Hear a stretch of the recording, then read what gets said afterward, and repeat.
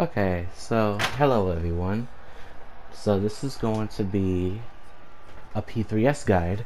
So let's quickly get right into it. So basically we're going to start with just 1, 2, 3, 4 markers. Alright, every tank and healer with a DPS, or every DPS with a tank and healer, right? So it's going to sound like this. And this other setup is going to basically be an attack for later on in a fight once you get up to that part, which is most likely before ad phase. So I'm going to teach you guys what you need to do for this whole fight. So let's get started. As soon as you pull the boss, you will start with your opener, as the boss will start his, called Scorch Installation, a raid wide that needs to be shielded. Alright. After that, he's going to do a double tank buster, but this one's a unique one. It has tethers, so make sure when you see the tank buster called Heat of Cremation, tanks need to take the tether away from the party and make sure that it pop cooldowns. Anybody else who has a tether, do not move and let the tank adjust and take the tether. If you unneat the boss, it will be harder to take the tether, and you basically will kill the party if you unneat the boss. Make sure you are maximally behind the boss so the tanks can easily take the tether.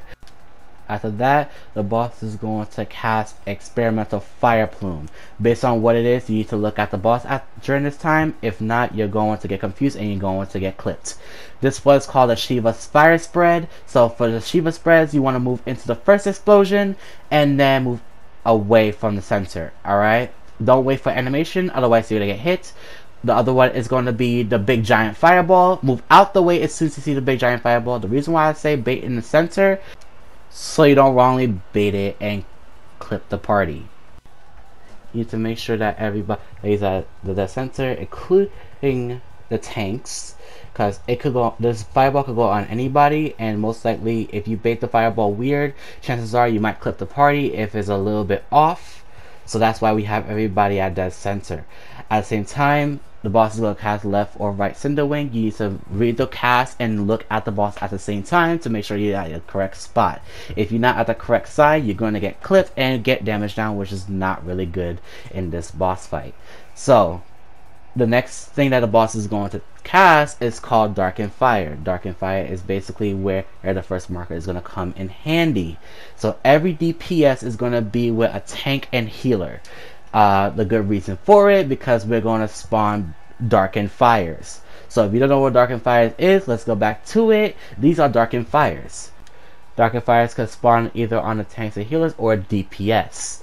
So basically what's going to happen is that once you place them, and they're not too close to each other, otherwise they'll blow up and kill the whole team, we're going to get numbers 1 through 8. So 1 go to 1, 2 go to 2, 3 go to 3, 4 go to 4.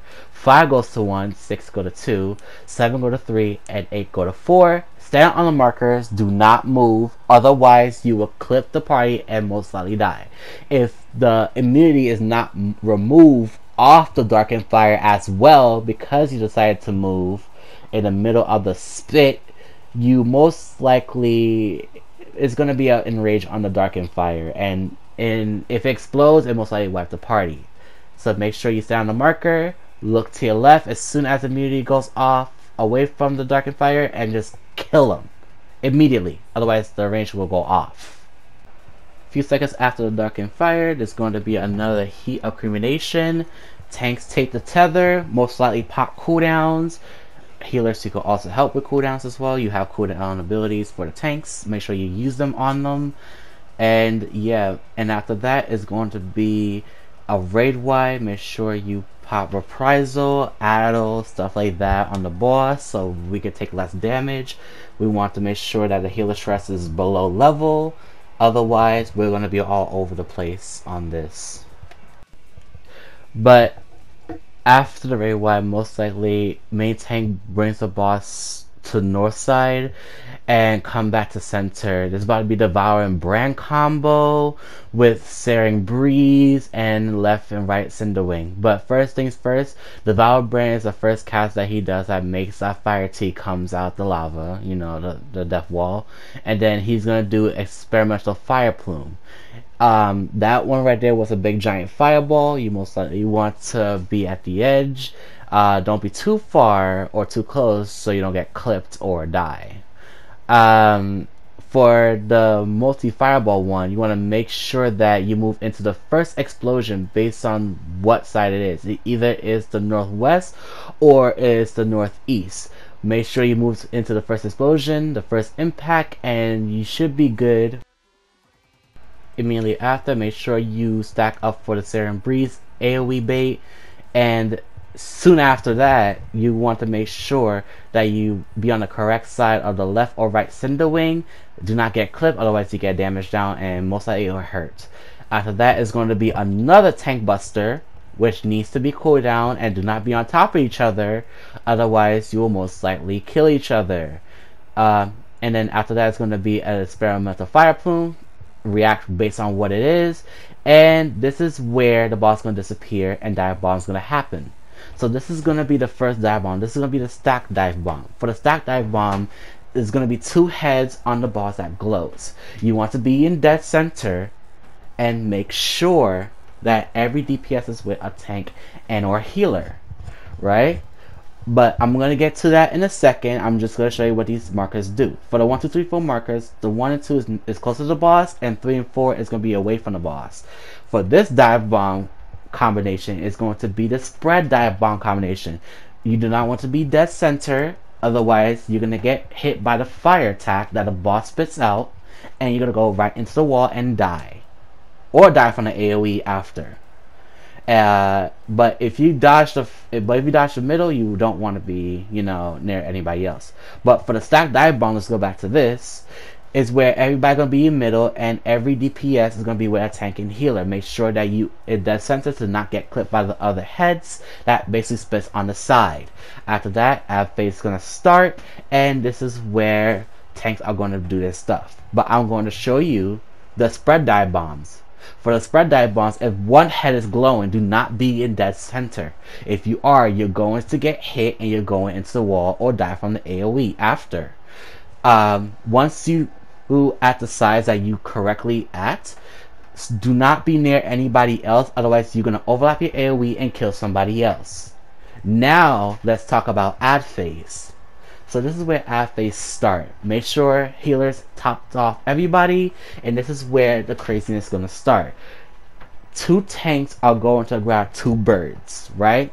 So the north tank is going to grab the bird based on what he tells the other tank in the beginning of, before the pull. During this time, healers, the auto attacks from the big giant bird, aka the boss, is going to turn into a raid wide. Multiple raid wide attacks. So his autos is not a raid wide, and you need to make sure that the tanks are on a okay HP. If not, they're gonna drop like flies. Tanks, make sure you pop at least 1 cooldown to survive the attack and the bird punishments that happening. Just like normal mode, you do not want these birds to overlap. If so, and they die next to each other, we're going to die from the bird dash. It's important to make sure that you spread these birds away. After killing one, rotate from north to east or south to west, and do not overlap these birds, otherwise we're going to die from the next mechanic. So basically what's going to happen is that the birds are going to revive themselves. If you haven't killed the other birds fast enough, they do cast a soft enrage. And it's not really soft, it's really going to instant one-shot your team. But make sure that you try your best to kill these birds as fast as you can. But at the same time, let's focus on this. So basically, the birds are going to tether to one person, and then, it's going to tether to another person. So basically, if you have one tether like me, like right here, if you have one tether, be away from the person. Alright? And make sure your tether is not pink. If it's a pinkish tether, you're going to die. If it's a purplish tether, you're okay. If you have 2 tethers like me right here, 2 tethers, this is 2 tethers by the way. If you have 2 tethers, focus your eyes on the bird. Alright? The bird that is tethered to you, focus your eyes on him. Right? And then once the tether goes purple, the bird is going to dash to you. Immediately after, move out the way. If you don't, you're going to get double comboed. You do not want to be in front of the bird dash, otherwise you're going to get instant killed. Just like the first birds, you're going to basically kill them in the same manner after the first, mechanic of them, right? The dash. And just like the first birds, also, they have enrage. So please be in mind that if anybody died during this ad phase, it's really hard to recover. Also, try not to be super far away from heals, because if you are and you miss heals, you can most likely die from ray wide. Make sure that the birds die away from each other, and if they die away from each other, like, you know, one bird's at east, the other one at west, and then the other one is north south, because if they're next to each other, they will turn into sentries, and the sentry will get damage buff, and then when the sentry get damage buff, it will feed the boss the damage buff, and then when the boss do this raid wide, it will most likely kill us. So make sure that the birds are away from each other when they die. Alright? During this time, sentries are on the boss, and most likely what you need to do is that the other tank needs to make sure their stance is still on. Alright? The off tank needs to be second on aggro, the main tank needs to be first on aggro. So, after the ad phase is going to be a tank mechanic, a tank buster. Make sure you take the tether.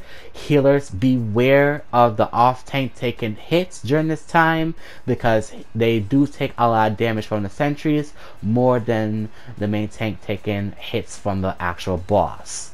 So after the tank buster is going to be Fledging Flight. So what Fledging Flight does is going to place sentries above 4 random people's head, and basically what you need to do is point them outwards.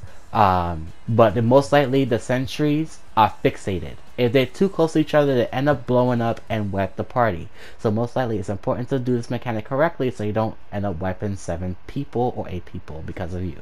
So basically what's going to happen is that the sentries are fixated on north, south, east, west quadrant. They're never fixated on the into the cardinal quadrant, so it's super easy. So basically what you need to do is that you put the sentries on the 1, 2, 3, 4 markers, and make sure they're not close to each other, otherwise they blow up. Alright, once the sentries markers disappear and they come down to shoot you, since they're facing outwards, you can just go underneath the boss and basically just DPS and sit there. Once they go off though, prepare for the next mechanic. Experimental Glory Plume. So for Experimental Glory Plume, what is going to happen is that it's going to be a fireball. So it's going to be Shiva spreads. For this first one, it's always going to be Shiva spreads. And then as soon as the Shiva spreads goes up in the air, he's basically going to spawn another fireball. So that's basically going to be a black fireball. So there's a fire fireball and a darkened fireball. For these darkened fireballs, you know, the multiple ones, these are going to be spread. So tanks and melees are going to go northwest. Healers and range are going to go south and east. So this is what it looks like for the spread Glory Plume. As you can see, that person spread away from me because the Darkened Fire is going to drop on us. And yeah, that's basically how you resolve the spread Glory Plume. For the stack Glory Plume, it's the same manner. It's just that you stack after the Shiva spreads. Make sure tanks and melees on north and west. Do not be near any healer, because the big giant Darkened Fireball is going on 1 tank and 1 healer.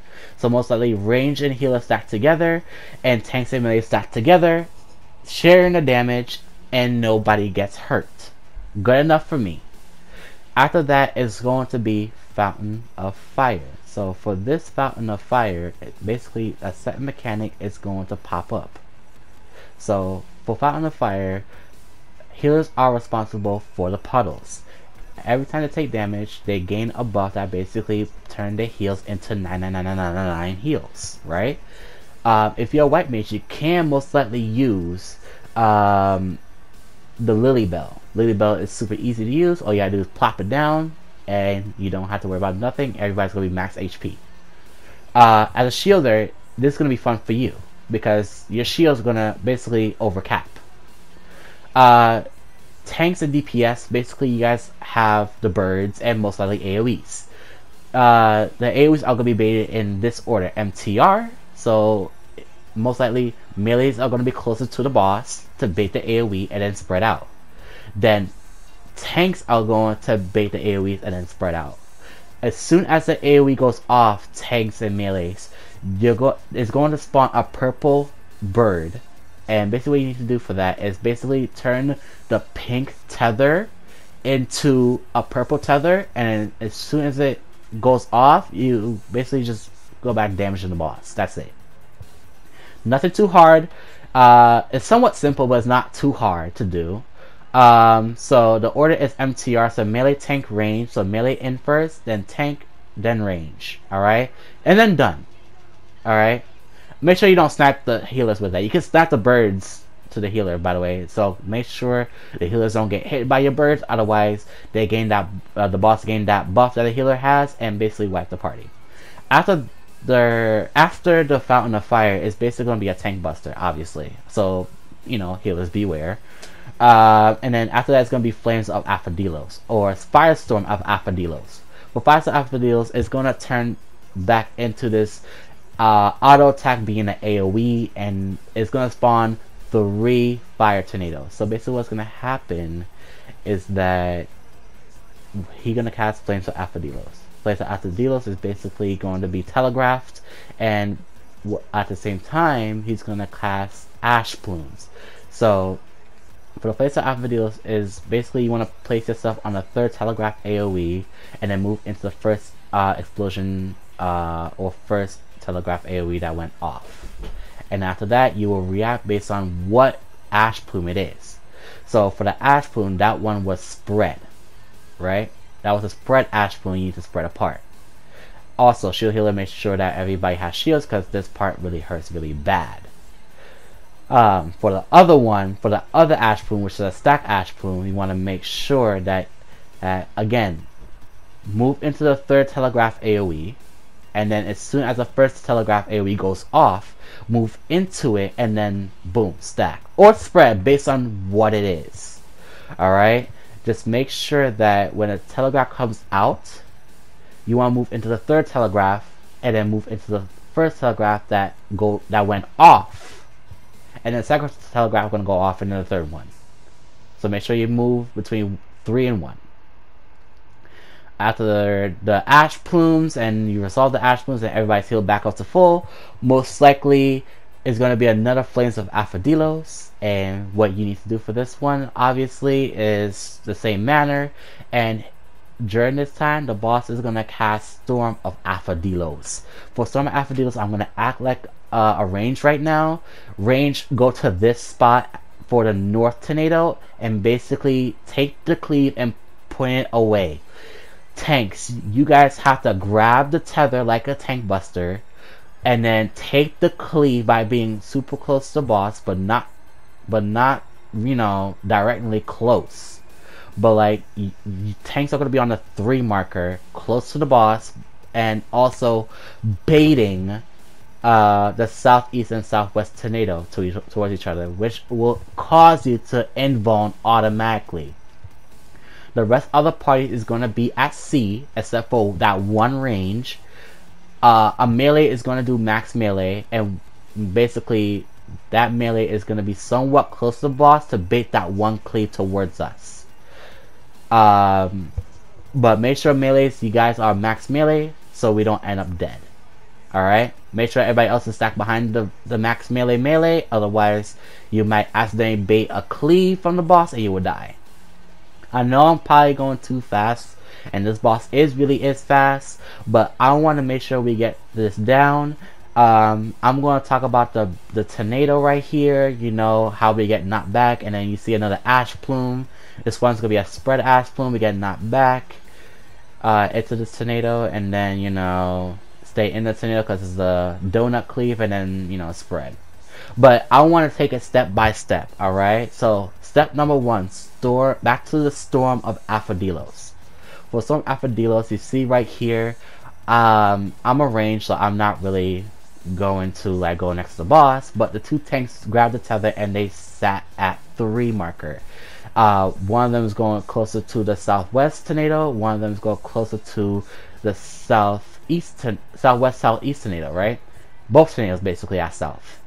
After that, the healers are going to basically heal the tanks first at invulns, because you know sometimes you have a Dark Knight or Warrior, you have to heal them first, and then heal the party.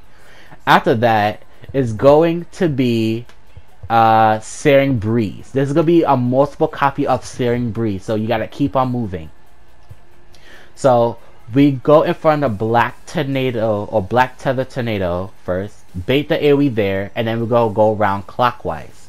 Once we go around clockwise, that's when we're gonna focus on spreading apart. So looking at the Black Tether Tornado, tanks and melee is going to go left, facing the Black Tether Tornado, and range and healer is going to go right, facing the Black Tether Tornado, and then take the stack. Or spread. It could be spread as well. As long as you pay attention on which one it is, either going to be a spread or a stack after you get pushed into the Donut Tornado. After that is going to be Scorch of Isolation, basically a raid wide, and it will turn the arena back to its normal self. So after that is going to be a few autos into Death Toll. So if you don't know what Death Toll is basically where he placed the debuff on everyone. Everyone has a debuff that stack up to 4, right? But you either could get a 1 stack, 2 stack, or 4 stack. You never get a 3, so don't worry about 3, alright? Just worry about the 1, 2, and 4 stack. If you got a 4, most likely you're going to be underneath the boss, and you're going to take all 4 sentry cleaves. By the way, this is Fledging Flight. You want to point the sentries inward this time for the second round of Fledging Flight. You want to point the sentries inward. If you have 4, you want to go underneath the boss. If you have 2, you want to go where Lid is. Most likely Lid is on that golden square, most likely in the cardinal. And if you have 1, you want to go behind any sentry, as long as you're max melee. Go behind any sentry, and then after that is going to be a healer check. You either heal it up as much as you can, and then mitigate as hard as you can, or you can heal it LB3. Most likely, if you have an Astro, which most of the time you're probably going to have an Astro in the P3s, basically what's going to happen is that I'm going to repeat this mechanic. If you have a 4, go underneath the boss. Astro pop Macrocosmos before the impact of the sentries, and then, you know, as soon as the sentries stop firing, pop Macrocosmos again for the second effect, and basically everybody's max HP. As long as you mitigate this raid wide does a lot of damage if you don't mitigate it, and yeah, you should be fine. After that is going to be a Ash Plume, or Glory Plume actually. So after the raid wide, right, I'm going to go back to this one. It's going to be Ash Plume, or Glory Plume, Fire Plume. This one's going to be Glory Plume, because there's so many plumes, alright? But this one's called Experimental Glory Plume.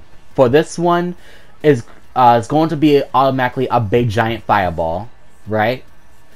And as soon as you see that big giant fireball, move out the way immediately. Do not linger around the center, otherwise you're going to get clipped. If you don't leave the center, about time the dark fireballs come out, you got clipped and you basically are dead by default, because it's unhealable as soon as you get clipped, and if you're not paying attention, you most likely die. So like the first Glory Plume, if you see a big giant dark fireball, it's a stack. If you see multiple dark fireballs, it's most likely going to be a spread. After that, the boss is going to disappear, and it's going to be another dive bomb. So you either stack with DPS, tanks, and healers, or you move away from each other and out the middle. After that is basically everything that you already seen. You know, you basically see the Devouring Brand combo like before. You know, it's not really that much to really say about it. It's really the things that you already been seeing. You know, and then I'm just gonna sit here and wait. And then, you know, stack, bait, move out the way, you know, and then it's gonna be right Cinder Wing, left Cinder Wing, and then after that it's gonna be raid wide. There's no more tank busters, nothing like that. It's just raid wide at this point. So the fight is basically over. So it's gonna be 2 raid wides into Enrage. If you have not destroyed this boss before the radar goes off, you're just basically dead. Alright? That's enraged. You're just basically dead. So, final installation is right there. If the boss is not dead, or at least at 3% during this time, you basically are screwed. But basically, that is the whole P3s BS. But most likely it's not that hard, as long as you are paying attention to the boss. The Glory Plume, Ash Plume, Fire Plume, you gotta look at the boss when you see that cast. Firestorm of Affadilos is going to take a while for you to learn, but it's not really that hard. But other than that, see you guys later.